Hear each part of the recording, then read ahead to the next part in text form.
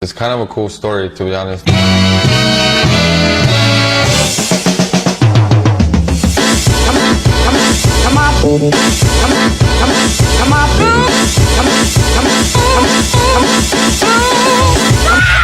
How's it going? This is Jonny Blade. I'm just kidding. I am the owner of the Barber Life Studio 1 and the Barber Life Studio 2. I'm also the founder of the Battle of the Blade TC and founder of Barber Summer Camp for Kids. I opened up the barbershop, Barber Life Studio 1 in downtown Kennewick, and that was in 2017. I opened up that barbershop. I had nothing. I had like 8 people waiting outside the barbershop. Starting from scratch, I had no posters on the wall.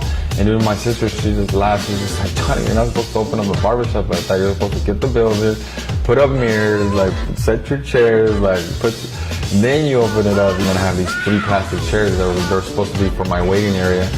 So I'm looking at the people outside, I'm looking at what I have in front of me, and I was like, you know what, let's start cutting hair. How you guys doing? My name is Xavier. I'm the manager here at the Barber Life Studio 2. I've been here about almost a year. I've been managing this spot. Basically everything started off with barbering. My name is Devon Jackson. Me and Johnny work together. We've been working together for about 2 years now.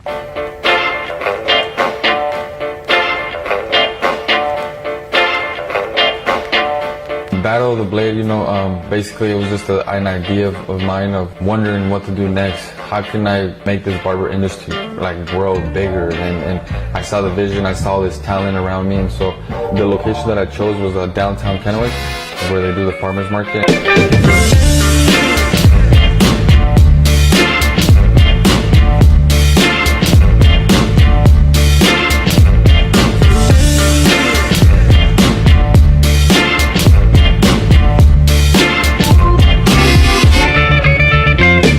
Definitely a lot of pressure, and there was a lot that went on, a lot of days without eating, not till late at night. But I knew it was going to be all worth it, and I knew the time it was right to bring everybody together. Barbers, we can be so much more, than just throwing barber battles. And we can be leaders. All of us, we can be leaders. It's been quite the honor. We do a lot of giving back to the community. And so with doing that, we have similar lifestyles. I've given away so many things to young barbers, young kids, combs, a clipper, a cape, anything that I had extra around me, I would give it to them to train. Oh no, barbering it. And it's just something from the heart. With the Barber Summer Camp for Kids, it was just another idea of mine. I'm always able to impact so many kids throughout the day, and I always thought, I'm like, how can I impact more, in one day? I started thinking of a barber camp for kids.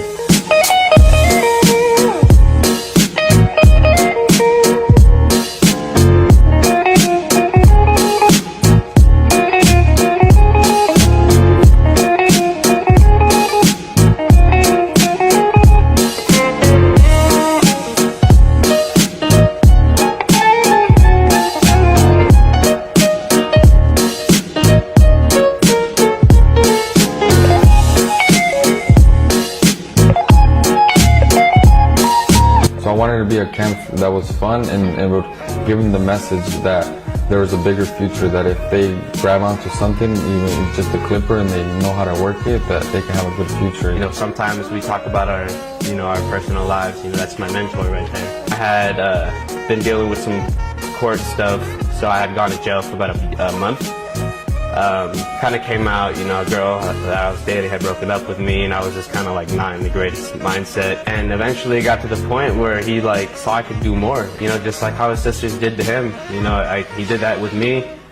I was born and raised in Tijuana. I just had my mom, as a figure, my older sisters. And so my mom, she raised us all pretty much on her own. And so I come from living in a house with just the inside of the house was just dirt. And, around us, we had a lot of gangsters, a lot of, negativity. And basically, my mom saw how we were growing up and what our future could be if we stayed in Tijuana. And one of my sisters, she said, Mom, what can I do? What do you think what else can I do to help, And so my mom just kind of went, well, what do you like doing? Is there something that kind of interests you? She scratched her head and she's like, I think I like cutting hair. She's like, what? Really? She's like, all right, don't move right there. I'm gonna go get clippers. This moment kind of gets me kind of teary-eyed because how far we've came, since that moment. When I was 9, they set a date and you know, we're going and we're gonna do it. We're gonna go to the other side and basically never come back, you know. So it's funny enough that like I was never into barbering, but then eventually my little sister started doing it in high school, and then eventually my mom got into it, and it never really struck me like, or said, oh, do I want to be a barber? Could I be a barber? They were all telling me like, you're gonna be a great barber, like we could see it, like, and I'm looking at them like, how do you even know? Like, you know, I've never even picked up a clipper. I'm gonna get on my knees right now, and I'm not gonna get up until you say yes. And I was like, are you serious? And so she literally got on her knees, and she's like, come on, do it. And I'm looking at her, and you know, she's on her knees, and then I look at my mom and sister, and they're looking at me like, come on, do it, like, we got you. And I'm like, all right, you know. And so they all came and they hugged me, you know, and I was just like, man. And I felt the love. And it seemed like they had a vision for me. So that moment it's I'll never forget.